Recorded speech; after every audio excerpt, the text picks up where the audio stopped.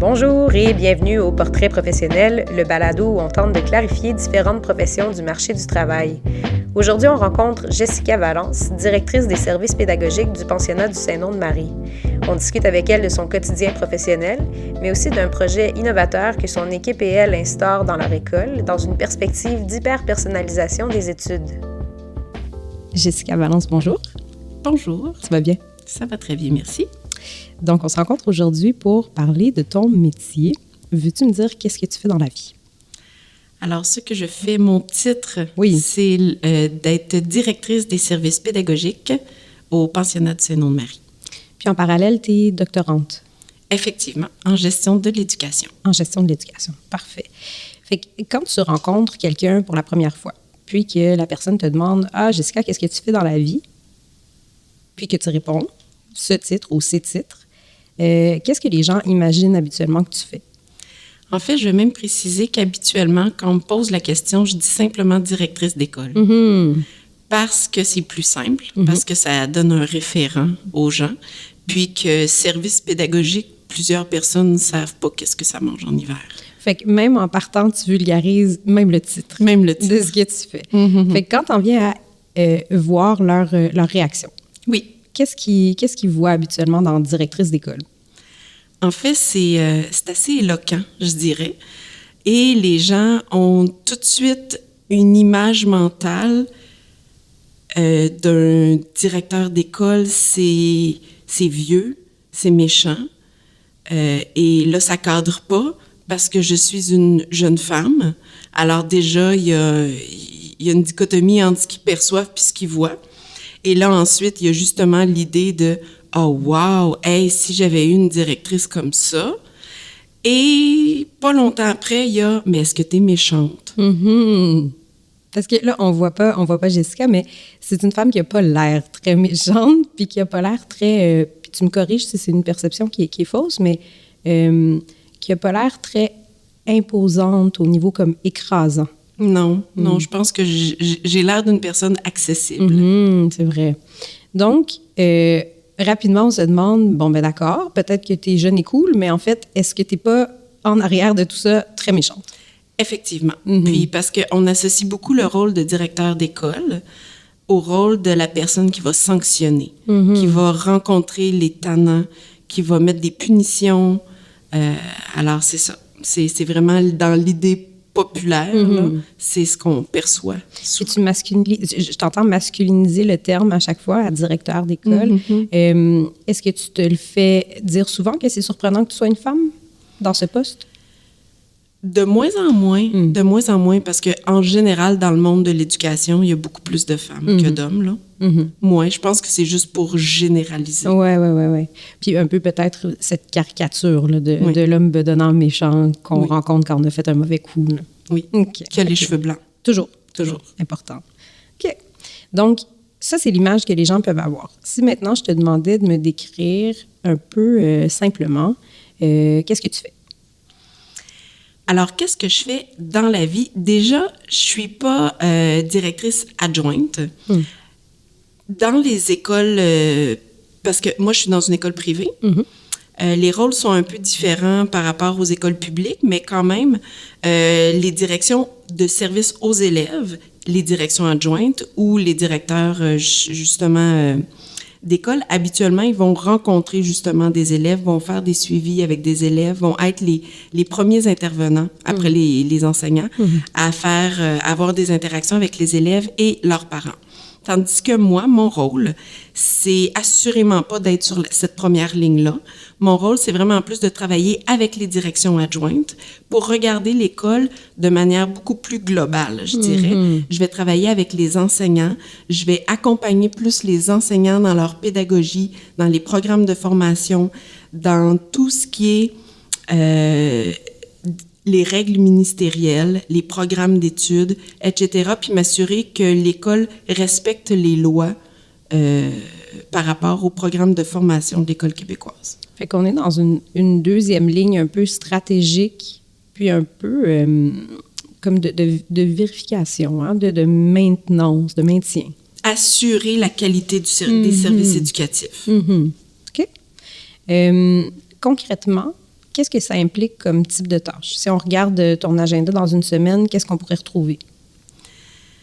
Ce qu'on va retrouver, il y a énormément de travail à l'ordinateur, malgré tout, parce que je vais rédiger des politiques, je vais réviser des politiques, je vais lire beaucoup sur Internet, parce que je fais une veille de tout ce qui se fait pour être à l'affût de ce qui se passe dans le monde en général en éducation. Ensuite, de faire le tri dans ce qui est pertinent, ce qui n'est pas pertinent, ce qui est innovant, ce qui ne l'est pas, dans les débats de société aussi, parce qu'il faut être capable de répondre aux enjeux actuels. Puis l'éducation, c'est quand même un sujet qui est souvent traité. Alors, c'est d'être à l'affût de tout ça, c'est de gérer tout ce qui est l'organisation scolaire. Évidemment, j'ai une technicienne en organisation scolaire qui travaille avec moi, mais c'est de valider tout ce qu'elle fait, cette technicienne-là. Donc, on parle de faire des horaires, de faire des groupes, de faire de la planification. Donc, plusieurs instruments administratifs. Il y a la gestion du portail aussi. Il y a les idées aussi au niveau du développement des enseignants, c'est de voir les besoins de formation des enseignants, de regarder qu'est-ce qui se fait et d'assurer aussi la qualité. Donc, je vais aller dans les classes, je vais aller observer des enseignants, je vais rencontrer des enseignants, je vais offrir ou je vais animer des ateliers de développement professionnel, de la formation, toutes sortes d'ateliers pour le personnel enseignant. Fait que quand tu parlais d'assurer la qualité des services, c'est tout ça. Hein? C'est de s'assurer que chaque prof fait ce qu'il est supposé faire au meilleur de ses capacités, puis de s'assurer aussi que l'école, dans sa globalité, s'en va où est-ce qu'elle est supposée s'en aller. Exactement. Puis là, il y a un choix aussi idéologique à faire parce que chaque école a son projet éducatif, a sa personnalité, a ses visées et sa vision. Alors, c'est vraiment d'arriver à amener l'équipe, toute l'équipe école, dans cette direction pédagogique-là que je veux, dans laquelle je veux les amener. Puis, ton projet de doctorat, comment est-ce qu'il cadre dans tout ça? En fait, mon projet doctoral est vraiment venu en support à cette idée de la vision stratégique que j'ai voulu avoir, je dirais, parce que en observant la réalité, en observant les problématiques qu'on vit à l'école, on a réalisé quand même qu'il y avait au niveau de l'individualisation de l'enseignement puis de la personnalisation dans cette ère de postmodernité où l'individu est très important et où l'enfant veut avoir un service sur mesure, le parent veut que son enfant, qui est son enfant, ait exactement les services pour lesquels ses besoins. En fait, il a besoin. Donc, c'est sûr que dans une structure où, comment je pourrais dire, l'école fonctionne dans des groupes, alors c'est pas toujours évident. On essaie de faire le mieux qu'on peut, mais c'est pas toujours évident. Donc, finalement, c'est en observant cette problématique-là qui est venue l'idée d'essayer d'inventer une autre école qui pourrait répondre mieux aux nouveaux besoins de cette société et de ces individus à l'intérieur de cette société. Alors, question d'entamer une démarche avec une rigueur. J'ai pas voulu me lancer simplement dans le projet. J'aurais pu le faire simplement. Mais en même temps, c'est ça, c'est cette recherche de qualité et de rigueur que j'ai voulu aller chercher en allant chercher, en m'inscrivant au doctorat, ce qui fait que tout ce qu'on est en train de développer, de réfléchir, de faire, ben c'est soutenu par une démarche, puis c'est challengé aussi par d'autres personnes, par des universitaires, par des pairs aussi, parce qu'évidemment, dans notre cohorte, on est tous des gestionnaires en éducation qui viennent de milieux différents. Donc, évidemment, on se fait aussi challenger par la possibilité d'avoir du feedback comme ça. Exactement. Aussi. Fait que si on clarifie un peu le projet. Oui. Donc, l'idée, c'est de se dire, on est dans une ère d'individualité, on est dans une ère de besoins adaptés, de besoins adaptés. Hein? On est dans une ère où est-ce que je veux ce qui est le mieux pour moi, puis je veux encore plus ce qui est le mieux pour mes enfants. Donc, l'école étant ce qu'elle est, l'école fonctionnant souvent en classe, en groupe, bien, c'est pas toujours possible d'adapter à la pièce. Quand tu me dis, mon projet doctoral est comme venu emboîter le pas de cette réflexion-là. Donc, tu disais, j'aimerais qu'à l'école, ça soit différent. J'aimerais faire autrement. Puis tu t'es dit, je vais documenter, je vais réfléchir en profondeur, donc à travers mon doctorat, à cette possibilité-là. On entend l'intercom, on est dans une école. Donc, je vais réfléchir à cette possibilité-là pour pouvoir créer quelque chose en sachant que ça ne va pas venir juste de ma petite tête, ça va être réfléchi, ça va être recherché, ce projet-là. Donc, ce projet, est-ce que tu pourrais nous le décrire concrètement de quoi ça a l'air dans une école? En fait, le projet porte maintenant un nom. Et ce projet-là, ça s'appelle maintenant la formule Flex. Évidemment, ça vient du mot flexible parce qu'on veut offrir un enseignement qui est complètement personnalisé aux besoins des élèves pour que l'élève soit continuellement dans sa zone proximale de développement. Donc, ce qui veut dire toujours suffisamment stimulé pour avoir envie d'avancer, mais pas trop pour se décourager. Donc, évidemment, ça... Et là, comme l'élève va toujours travailler pour lui, il va travailler en projet, il va être accompagné individuellement par un tuteur, il va être supporté par une équipe d'enseignants. Et puis là, je vous parle de ce que c'est devenu, mais au départ, c'était pas nécessairement ça qui était prévu. Mais on a développé ensemble cette façon de voir l'éducation de cette manière-là. Ce qui fait que pour les élèves qui, par exemple, ont des contraintes horaires, on parle des artistes professionnels adolescents ou adolescentes, on parle des athlètes de haut niveau, donc qui ont besoin d'avoir plus de temps pour faire leur sport ou qui ont, par exemple, des camps de ski en Autriche, mais là, ils sont à distance. Mais quand on n'est pas dans l'école puis qu'on fonctionne dans un groupe classe en présentiel, mais on a de la difficulté à pouvoir suivre le rythme du groupe. Puis, pour les élèves qui ont un rythme qui est plus lent aussi, bien, on est toujours à la remorque, donc c'est difficile de se sentir bien. Puis, pour les élèves qui sont surdoués, bien là, on trouve l'école un peu ennuyante. Puis, pour un élève qui est surdoué, il ne veut pas nécessairement juste faire plus d'exercices ou lire plus de livres. Il veut faire des projets à sa mesure, à sa portée, qui vont le stimuler encore une fois. Donc, c'est pour vraiment répondre à tout le monde, parce que c'est comme si ce programme-là, c'est la vertu. Parce qu'on veut que ce soit parfait pour chaque élève.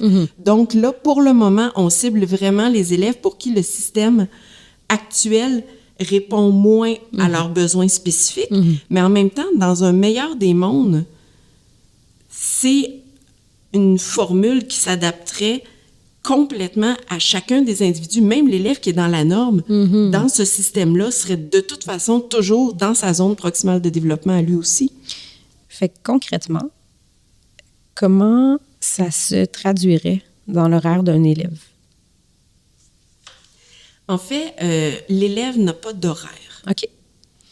L'élève va établir son horaire au début de chaque semaine, mais en collaboration avec son tuteur.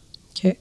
Donc, l'élève va savoir qu'est-ce qui existe, c'est quoi ses contraintes à lui, et va choisir, admettons, que aujourd'hui, cet avant-midi, il va travailler sur son projet de sciences, puis que demain, toute la journée, il a décidé de faire des mathématiques, puis à la limite, il pourrait dire, moi, toute la semaine, je vais faire des mathématiques, la semaine prochaine, je ferai du français. Il peut décider de morceler. En même temps, il y a un tuteur. Il y a une apparence d'autonomie pour l'élève, mais on l'accompagne, on ne l'abandonne pas. Donc, évidemment, on va amener l'élève à faire des choix en fonction de son potentiel, de ses besoins. Puis, l'élève va être très au courant, par exemple, de la progression des apprentissages, puis du programme de formation, des attentes qu'on a par rapport à lui. Et là, l'élève va choisir des projets. Comme si on avait une grande boîte de projets. Puis là, l'élève va choisir, mais n'est pas tenu de faire ça dans un ordre précis. Il y a souvent des notions qu'on doit avoir avant une autre, mais pas toujours nécessairement. Puis, on veut aussi beaucoup axer sur les projets interdisciplinaires, parce que si l'élève est capable de faire un gros projet qui va combiner justement par exemple, le français, les mathématiques, puis l'univers social, ben à ce moment-là, l'élève va travailler, s'acharner sur un projet, se donner pour ce projet-là, puis il va même apprendre à faire des liens entre les matières. Puis c'est un apprentissage qui n'est pas nécessairement facile à l'adolescence, ce transfert-là, parce qu'on a toujours vécu à l'école dans un système en silo. Ouais. Donc, c'est pas évident. Alors là, justement, l'élève va pouvoir faire un projet où il va intégrer tout ça, il va s'intégrer dans la société. On veut rendre ce projet-là qui est très concret. Puis ensuite, à la lumière des critères d'évaluation des 3 matières, par exemple, là, on va évaluer le projet de l'élève. Mais l'élève, au lieu de faire 3 projets, il va en avoir fait un, mais qui va être de plus grande envergure. Fait que l'idée, c'est de se dire, bon, ben, on arrête de dire « je suis en maths, je suis en physique, Exactement. je suis en chimie ». Je suis en train de faire un projet, puis ça donne que je vais utiliser les connaissances que j'ai été trouvées dans tout ça. Exactement. Fait que j'entends cette espèce d'amalgame de connaissances, puis j'entends beaucoup la notion du choix aussi. Hein. Oui. Fait que vraiment, je parlais dernièrement avec quelqu'un qui a un enfant à la garderie. Puis à la garderie, on lui disait, ben ici, on a une approche où est-ce que, à l'heure du repas, on donne à l'enfant son dessert, son repas, sa boisson. Puis là, l'enfant, ben, il décide dans quel ordre il mange ça. L'important, c'est juste qu'il mange un peu. Hein. Fait qu'on est un peu là-dedans. Hein. Fais ta propre salade, décide ce que tu vas y mettre, tant qu'au final, tu as atteint les connaissances, les compétences Exactement. qu'on veut évaluer. Exactement. OK. On est en hyper-clash avec le reste du système scolaire québécois, ou est-ce que je me trompe? En fait, le système... puis là, on a le système à l'origine. On a le programme de formation de l'École québécoise. On a aussi un message à l'intercom. Effectivement. Oui. Et on a l'organisation scolaire. Oui. Et tout ça fonctionne pas nécessairement bien ensemble. Dans le sens que si on regarde seulement le programme de formation de l'École québécoise, il est d'avant-garde. Il est extraordinaire, notre programme. Et j'entendais même un conférencier, on entend beaucoup parler de la Finlande, à quel point il révolutionne le système d'éducation puis que ça fonctionne bien. Mais ce conférencier-là, qui est finlandais, avait dit, ben nous, on a copié le programme de formation de l'École québécoise, puis on l'a implanté en Finlande. Nous, ça a été l'implantation qui a été problématique dans un contexte d'organisation scolaire qui impose des contraintes, puis une façon de vouloir revenir aux objectifs qu'il y avait dans le temps du vieux programme. Comme si, parce que l'idée derrière le programme est excellente. Si tu nous donnais un exemple concret, où est-ce qu'on cherche à revenir à l'origine? Dans, justement, l'apprentissage... bon, puis là, je veux rien généraliser, là, mais on demande un exemple, je donne un exemple. On vulgarise. C'est ça. Bon. Là, on a, par exemple, un contenu en mathématiques. Puis là, on a un enseignant qui va enseigner le contenu en mathématiques en montrant aux élèves comment faire la procédure. Et là, on a un élève qui apprend la procédure et ensuite va répondre aux questions d'un examen en suivant les procédures. On va avoir des points attribués à chacune des étapes de cette procédure-là. Puis là, après ça, on a une élève qui comprend bien les points parce que je l'ai bon, j'ai 2 points. Ça comptait pour 4 points. Je l'ai bon, j'ai 4 points. Ça, je l'avais pas, ça comptait pour 3 points. Alors, j'ai moins 3.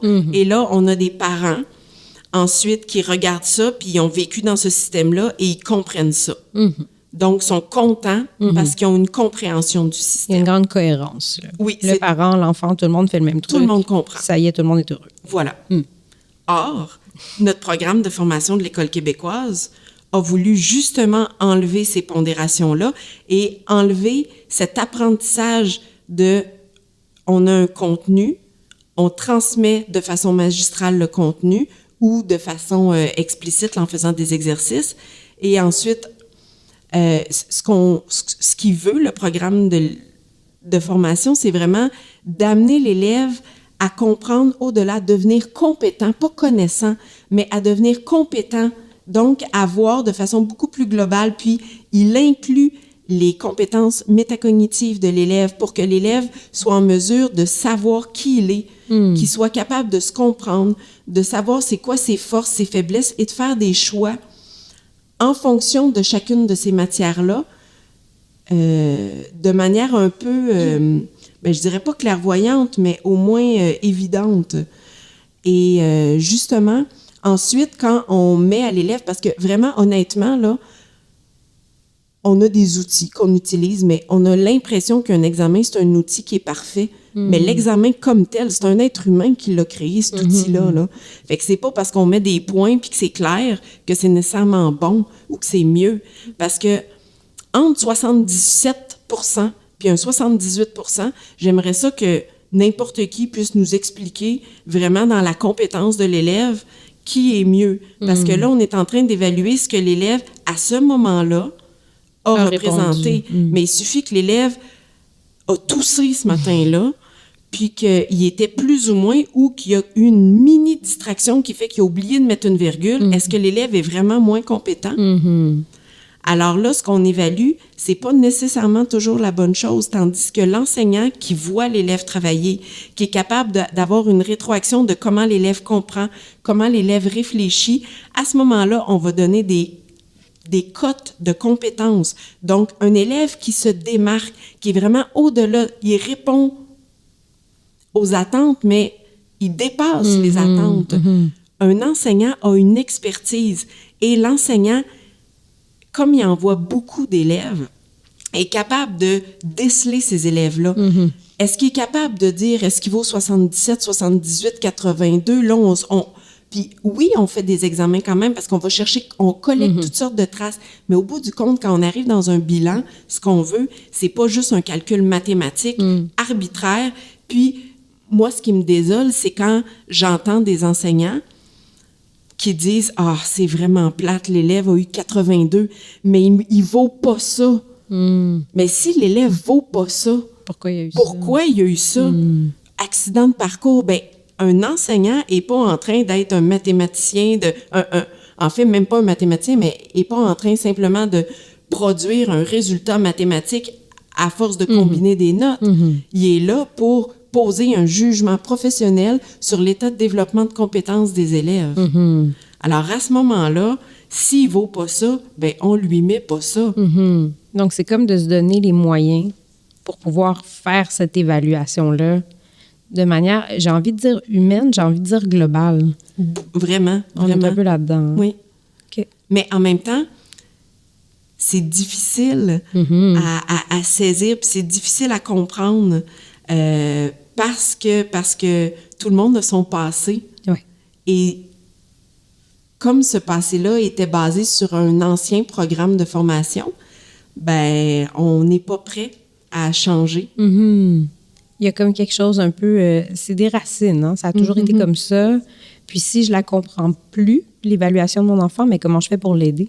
Exactement. Puis en même temps, on dirait que chaque parent se sent un expert en éducation parce qu'il a été passé à par le l'école. chemin. Exactement. Puis je donnais une espèce de métaphore aux parents en disant, c'est pas parce que vous conduisez une voiture que vous êtes nécessairement capable de comprendre toute la mécanique automobile qu'il y a en dessous de cette voiture-là. Vous êtes un utilisateur. Dans le système de l'éducation, vous avez été un utilisateur.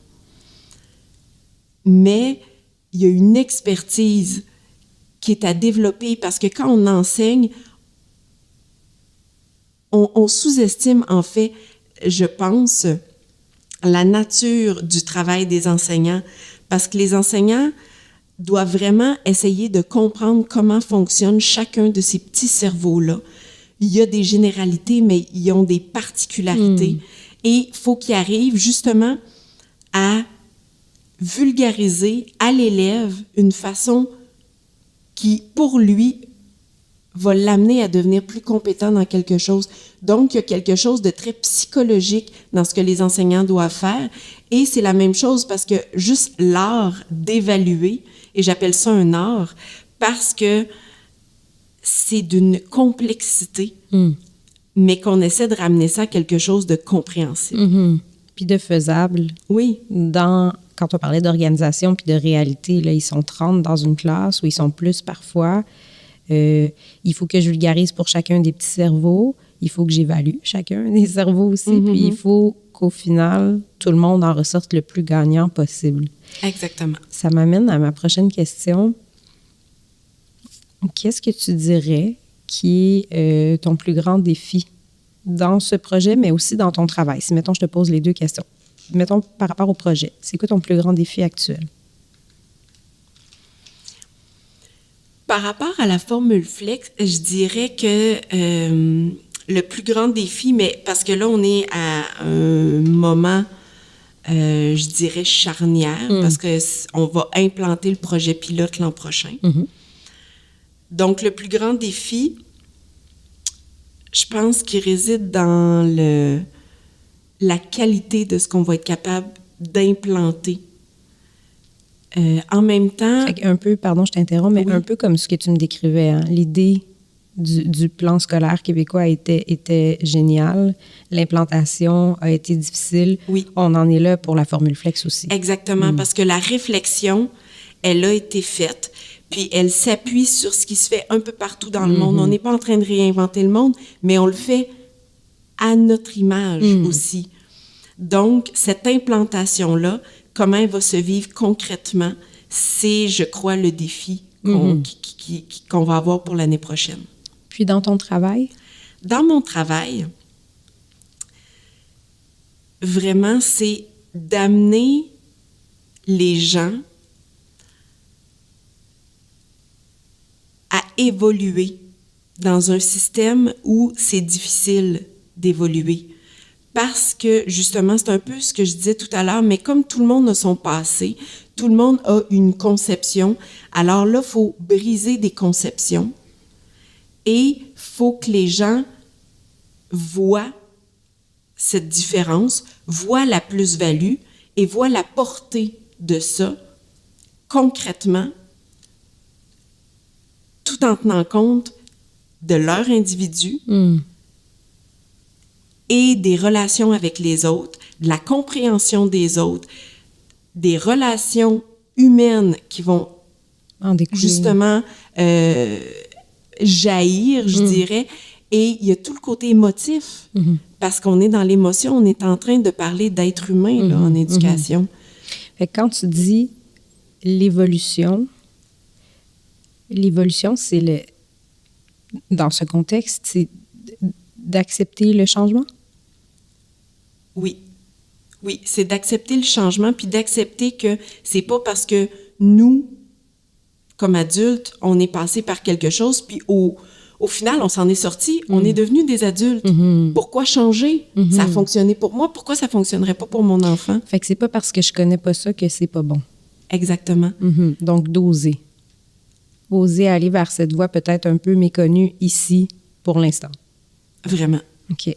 Donc, ton challenge, concrètement, on se disait, bon, tout à l'heure, tu es à la 2e ligne, donc tu travailles avec les directeurs adjoints et tu travailles avec les enseignants dans la structure de la pédagogie.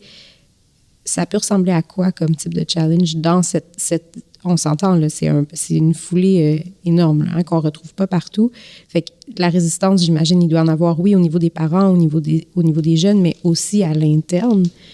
Ça peut ressembler à quoi, ce défi-là? En fait, le défi, c'est un grand défi de communication et de mobilisation. Comment amener les gens, puis en même temps, justement, je ne crois pas détenir la vérité. Je ne veux pas les amener où moi je veux les amener. Je veux les amener où eux, avec leur expertise, vont réaliser qu'il y a une plus-value à s'en aller ailleurs. Fait que j'ai une vision, j'ai fait une recherche, j'ai tiré des conclusions, j'ai une idée. Voulez-vous essayer? On est un peu là-dedans. Voulez-vous vous lancer? Est-ce que vous aussi, vous allez oser? Exactement. Puis en même temps, j'ai l'impression, encore une fois, que c'est rarement, particulièrement, je pense que j'ai la chance d'être quand même dans une école assez ouverte, avec des enseignants qui sont très compétents et qui veulent beaucoup. Donc, je pense que c'est pas une question de mauvaise foi, c'est jamais une question de manque de volonté. Non, on est avec des gens qui partagent ces idéaux-là. Exactement. Mais l'enjeu, c'est le temps. Parce qu'on voudrait tellement bien faire, on voit qu'on veut faire ça d'une manière différente, mais en même temps, on manque de temps parce que réinventer la vie, là, réinventer le monde, c'est exigeant. Puis j'ai 180 jours dans une année scolaire. J'ai 180 jours dans une année scolaire, j'ai des journées pédagogiques remplies, j'ai de la correction, et là, je veux pas... Et en même temps, ça fonctionnait l'année passée, donc je vais essayer de l'arranger, mais de là à dire, je fais table rase et je recommence, quand au bout du compte, ça fonctionnait quand même. Donc, c'est vraiment un enjeu de... Il y a un va-et-vient. Oui. Oui. OK. Puis à l'opposé, qu'est-ce qui est le plus valorisant dans ton travail? Mais c'est vraiment le sentiment. C'est peut-être égocentrique, là. Mais ce que je trouve valorisant pour moi, c'est d'avoir le sentiment que tout ce que je fais, c'est pour l'avenir. C'est pour préparer plein d'êtres humains à devenir les adultes de demain. C'est comme une espèce d'œuvre qui va être le moteur, puis qui va, au bout du compte, faire en sorte que les jeunes vont avoir ce qu'il faut pour changer le monde. Puis c'est de semer des étincelles. Donc, si on est capable, puis moi, mon travail, c'est en fait... Parce que moi, comme je suis pas directement avec les élèves, ce qui manque parfois quand même, parce que ces étincelles-là, on les a plus directement. Mais j'essaie de me dire qu'en mettant toute une structure, un cadre qui enlève le plus d'irritants possible aux enseignants, ça va leur permettre à eux de faire encore mieux leur travail, donc de créer encore plus d'étincelles chez les élèves. Donc, c'est cette espèce de pérennité de la société que je vois dans mon travail. Puis c'est pour ça que je me lève chaque matin. Mais c'est beau! Mais même si concrètement, peut-être que je vais juste faire un horaire aujourd'hui. Moi, quand je me lève, c'est pour la société de demain que je c'est la raison d'être. Hein? Oui, c'est de forger quelque chose qui va servir à une masse, à plusieurs personnes, puis à long terme. Oui. Parfait. Tu disais tout à l'heure en souriant un peu, parfois ça manque cette étincelle-là d'être... parfois ça manque de voir directement cette étincelle-là chez les jeunes. J'en comprends que bien sûr tu étais prof avant d'être directrice. Effectivement. Veux-tu nous parler un peu de ton parcours, de ton cheminement? Qu'est-ce qui t'a mené à devenir directrice d'école? En fait, j'ai l'impression que ce qui m'a mené là, c'est la vie elle-même. Ouais. C'était pas un choix, je me définis tellement pas comme une personne ambitieuse. Puis souvent, les gens ont l'impression que quand tu es directeur, c'est parce que tu avais une ambition de te rendre là. Or, moi, j'ai plus l'impression que c'est un accident de parcours. OK. Un heureux accident? Un heureux accident. Donc, j'étais enseignante. Et j'enseignais la musique, j'enseignais l'art dramatique. Puis en début de carrière, j'enseignais toutes sortes d'autres choses. Mais j'adorais ce que je faisais. Et à aucun moment, je me suis dit, je veux m'en aller en direction. À aucun moment, je me suis dit, je suis tannée d'enseigner. Au contraire, j'adorais encore ce que je faisais. Mais c'est la direction de l'école où est-ce que j'étais qui m'a un peu sollicité. On m'a invité à poser ma candidature pour un poste de direction adjointe qui s'ouvrait à l'école. On a vu un potentiel chez toi. Je suppose. Je suppose. En même temps, moi, à ce moment-là, c'était « Ah, ben pourquoi? j'ai pas envie de lâcher mes élèves, ça a tellement l'air plate d'être dans un bureau. Alors, j'avais pas nécessairement envie de ça. Mais ma vie personnelle faisait en sorte que j'avais comme le goût d'avoir un défi. Et le défi, je l'ai vu plus dans « Hey, je vais faire un CV. Je vais faire une entrevue. » Parce que quand je suis sortie de l'école, j'ai jamais eu d'entrevue. J'ai fait mon stage, on m'a engagée tout de suite après le stage dans l'école où j'ai fait j'avais jamais fait un CV. Il y avait comme une grande ligne droite, là. Oui, effectivement. Donc, comme j'avais jamais fait ça, je me suis dit, je vais essayer, je vais voir c'est quoi faire un CV, faire une entrevue. Alors, c'était vraiment pour ça que je l'ai fait. Mais là, j'ai eu le poste. Alors là, j'étais comme coincée parce que je le voulais pas, mais en même temps, je voulais pas leur avoir fait perdre leur temps. Alors, écoute, je me suis mis le doigt dans l'engrenage en voulant jouer à un jeu. Puis là, j'ai été prise avec ça parce que là, je voulais pas décevoir non plus. Or, si j'avais été malheureuse dans ce travail-là, j'aurais demandé de revenir prof, là. Mais là, j'ai vraiment beaucoup aimé ce travail-là. Parce que là, autant avec les élèves, ce qui était le plus stimulant, c'est le contact avec les élèves. C'est ces étincelles-là, c'est ces relations humaines-là.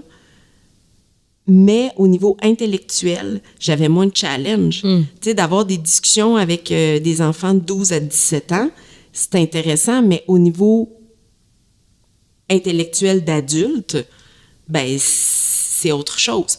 Et là, à ce moment-là, j'ai comme vu, parce qu'en même temps, ça m'a amené à faire un retour aux études. Il a fallu que j'aille faire ma maîtrise pour pouvoir... j'ai eu le poste sous condition de faire ma maîtrise, donc je faisais les deux en même temps. Et là, je pense que c'est la première fois que j'aimais aller à l'école, parce qu'au départ, quand je suis allée en enseignement, c'était parce que j'avais pas aimé mon expérience à l'école, puis je me suis dit, je veux donner une plus belle expérience aux futurs élèves. Fait que déjà, dans ce temps-là, on avait cette vision-là. Oui. De vouloir changer quelque chose au système, parce que je l'aimais pas, le système, quand moi, j'y ai passé. Moi, je vais le rendre meilleur. Oui, c'est ça. Puis, là, au départ, c'était avec les relations avec les élèves. Ensuite, là, j'ai vraiment aimé retourner à l'école, mais à la maîtrise. Là, j'ai trouvé pour une première fois que c'était stimulant d'aller à l'école. Je venais de trouver ma zone proximale de développement à moi. À toi. Tandis que le restant de mes études, je l'avais jamais vraiment trouvé. Puis bref, là, j'ai trouvé des défis qui étaient plus d'adulte à adulte. J'ai comme compris le monde adulte à ce moment-là, comme si j'étais jamais embarquée dans le monde adulte. T'avais quel âge à ce moment-là? J'avais 30 ans. C'est intéressant, hein? Parce que parfois, on a l'impression qu'on devient un adulte à 18 ans, mais pas nécessairement. Hein? Pas nécessairement. Okay. En fait, je dirais même que quand j'ai commencé à enseigner, j'avais 20 ans, ce qui est quand même jeune. J'avais des élèves de 17 ans. Puis, à ce moment-là, j'avais le sentiment que mes élèves me ressemblaient plus que mes collègues. Parce que mes collègues, je les voyais comme mes parents, comme « ils sont donc bien fatigants, là, ils nous mettent toujours des bâtons dans les roues, puis on peut... » Tu sais, c'était vraiment, là... Mais avec le recul, je sens quand même que je n'étais pas prête à enseigner à ce moment-là. Mais c'est le recul qui m'a amené. Cette notion de soudainement devenir une adulte, elle était sur plein de plans, tant personnel que professionnel. Oui, vraiment. OK. Donc, tu es devenue directrice adjointe, un peu par hasard. Oui. Ça t'a plu, tu y as pris goût, t'es restée. Oui. Puis éventuellement, de fil en aiguille, tu es devenue directrice des services pédagogiques. C'est ça que je comprends? Oui, comme ça, mais encore une fois, j'ai pas voulu changer d'école. J'étais tellement bien dans le travail que je faisais à ce moment-là. Mais bon, j'ai reçu dans ma boîte courriel, parce que je n'étais pas à la recherche, mais j'ai reçu dans ma boîte courriel l'offre d'emploi, parce que c'est quelqu'un qui me connaissait, qui, en lisant cette offre-là, a pensé à moi. Alors, bon, je l'ai lu, parce que je lis mes courriels. Et finalement, effectivement, ça m'a surpris, parce que j'avais l'impression qu'il y avait mon nom en dessous de la description, dans ce qu'il recherchait comme personne. Je me voyais complètement. Donc, je me suis dit, encore une fois, on verra bien. Je vais tenter ma chance. Je vais tenter ma chance, puis c'est la vie. De toute façon, si je l'ai pas, tant mieux, parce que j'aime ça où est-ce que je suis. Mais en même temps, mon CV est déjà fait, comme il avait été fait. Ouais. Alors là, j'ai voulu tenter ma chance, puis ça m'a bien servi. Ça t'a amené où tu es aujourd'hui. Ça m'a amené là. OK. OK. Fait que si on fait un parallèle, hein, on voit cette notion d'évolution que tu cherches à amener. On voit aussi l'évolution du parcours scolaire, de la formule que tu es en train d'élaborer. Si on pense à tes tâches, ce que tu fais actuellement, comment tu penses concrètement que ton métier va évoluer dans les 10, 15, 20 prochaines années? J'ai l'impression qu'au niveau technique, il y a probablement des choses qui vont changer. À cause des avancées technologiques? À cause des avancées technologiques, parce que l'organisation des structures, l'utilisation d'outils pour optimiser l'efficacité du travail, je parle pour faire des horaires ou pour générer, on parle juste, les bulletins avant ou après le portail éducatif informatisé, par exemple. Ça a été changé, mais en même temps, j'ai l'impression que la nature même du travail changera pas. Fait que des tâches cléricales, un peu, qui pourraient se simplifier. Exactement. Puis quand tu dis la nature même du travail, je pense pas qu'elle va tant changer. Quelles tâches tu verrais qui se maintiendraient? Tout ce qui a un lien avec la gestion du personnel. Tout ce qui est humain. Tout ce qui est humain. La pédagogie. En fait, c'est que la pédagogie aussi, on est toujours en train de se questionner. C'est simplement que les solutions qu'on va trouver vont devoir être plus créatives, vont devoir être innovantes, que ce soit au niveau organisationnel ou au niveau humain. Mais j'ai donc l'impression que le travail, si je me projette dans 20 ans, je vais faire des choses de façon plus efficace, mais la relation que je vais entretenir avec l'élève, avec le parent, avec l'équipe d'enseignants, bien ça va rester la même chose. Fait que comme si tout ce qui va être humain, tout ce qui va être de jaser avec les gens, de discuter avec les gens, de voir qu'est-ce qu'ils vivent, de régler des problèmes d'humains, ça va se maintenir. Oui. La façon de faire tout le reste autour, toute la poutine, ça pourrait être peut-être plus facile, plus rapide, donc peut-être plus de temps. Probablement. OK. Et là, il y a la notion de distance aussi. On va voir à quel point les relations humaines vont rester. Puis bon, là, j'imagine, là, parce qu'il y a un aspect qui, je pense, on doit chérir et que ce contact-là humain, physique, est important. Mais en même temps, il y a une partie à distance qui va prendre de plus en plus de place, je crois. Ça fait comme partie du reste de cette réflexion, hein, de même dans 20 ans, on aura encore à chercher à faire coller le plus possible notre façon d'enseigner avec les gens à qui on enseigne. Oui. On est là-dedans. Hein? C'est très intéressant. Dernière question dans cette grande série de questions. Si je te demandais, si tu rencontrais quelqu'un qui était intéressé par ce que tu fais, qu'est-ce que tu lui conseillerais de faire dès aujourd'hui? Quelqu'un qui ne fait pas mon travail, mais qui pourrait être intéressé. Exact. Qu'est-ce qu'il devrait faire? Moi, je lui suggérerais de faire un stage. Ou en tout cas de questionner des personnes qui font ce travail-là. Mais vraiment, de faire un stage, ça allume là, vraiment ce que c'est concrètement. Parce que c'est tellement difficile.